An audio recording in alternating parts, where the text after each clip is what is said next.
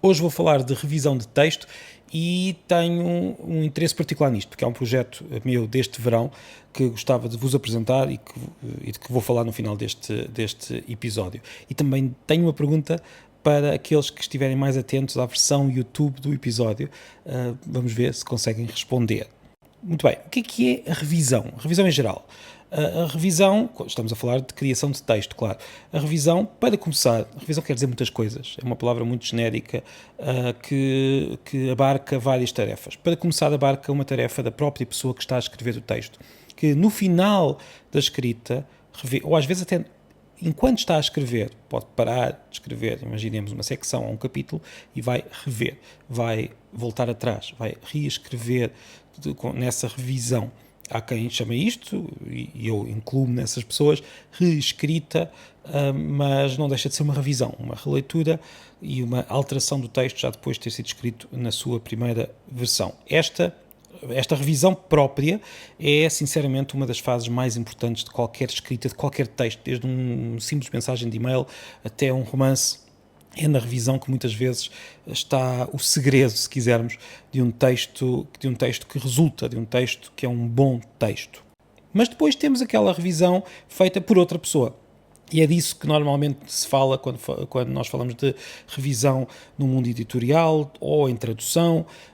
Estamos a falar de revisão que pode ser algo que os ingleses chamam edição, que é uma... Nós cá não temos tanta tendência para chamar edição a esta a tarefa em particular, chamamos edição a todo o processo de edição, mas quando eu aqui estou-me a referir à edição é aquela revisão mais profunda, uma revisão que olha para o texto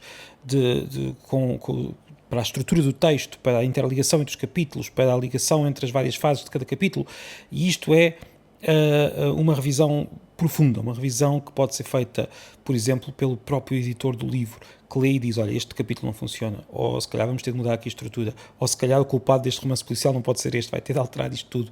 É uma intervenção bastante profunda num texto. Depois temos uma revisão textual, uma revisão que tenta encontrar erros linguísticos, erros por exemplo, das ligações entre o texto. Se uma personagem estava vestida de uma determinada forma num capítulo e depois não muda de roupa no capítulo seguinte, convém manter as mesmas características, como, por exemplo, acontece nos filmes, em que temos erros de continuidade. Um revisor também pode olhar para isto, pode olhar para a frase, como é que ela pode estar mais bem escrita, pode olhar para o vocabulário, pode fazer propostas de alterações mais micro, se quisermos, e é uma função importantíssima para um texto publicado, bem publicado, um texto que tenha qualidade, tem sempre um bom revisor também lá ao lado a colaborar com o autor. E temos também a revisão de provas, que é a revisão quando o texto já está na página, quando o texto já está pronto a ser impresso, alguém vai olhar para ver o que é que escapou, o que é que no fundo ainda está ali que possa ser limado. Há sempre alguma coisa que escapa, como sabemos, mas é esta atenção ao pormenor que distingue também os processos de publicação que têm algum brio profissional para que as coisas corram bem. Às vezes falham muito, e sabemos que em muitos processos de edição às vezes não há revisão adequada, mas um bom processo de publicação tem de ter essa revisão.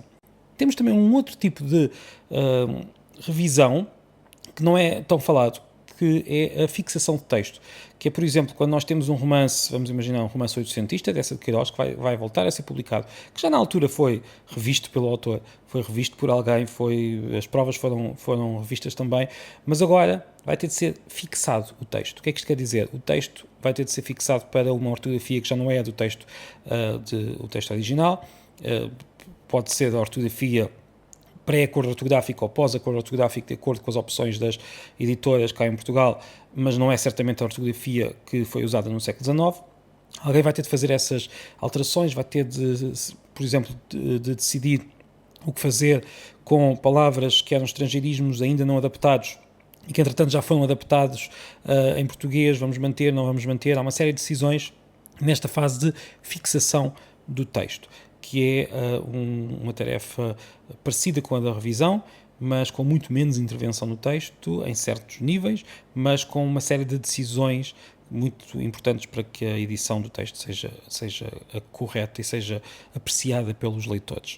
Como disse, tinha um interesse particular em trazer este tema para o episódio de hoje, porque estou esta semana a relançar um curso sobre revisão de texto, um curso em linha, um curso assíncrono, feito com vídeos e com alguns exercícios, que já tinha criado anteriormente e que agora estou a relançar e a reformular, e que espero que seja interessante para quem gosta destes temas e quer trabalhar um pouco na criação de textos, neste caso com qualidade, e que precisam de revisão, ou quem quer começar a perceber o que é isto da revisão de texto. Espero que o curso seja útil e trouxe, e pronto, espero que também percebam que de vez em quando vou aqui falando um pouco sobre os livros que lanço e também sobre alguns dos projetos, neste caso um curso em linha. Se estiver interessado pode encontrar mais informações em marconeves.myshopify.com e convido a participar no curso se quiser. Muito obrigado. E agora a pergunta é, encontrou a gralha neste vídeo? Se estiver a ver isto no YouTube, houve uma gralha num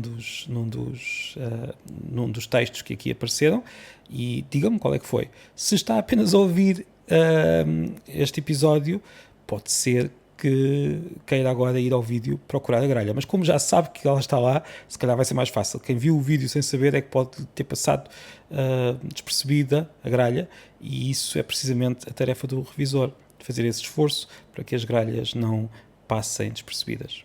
Até amanhã.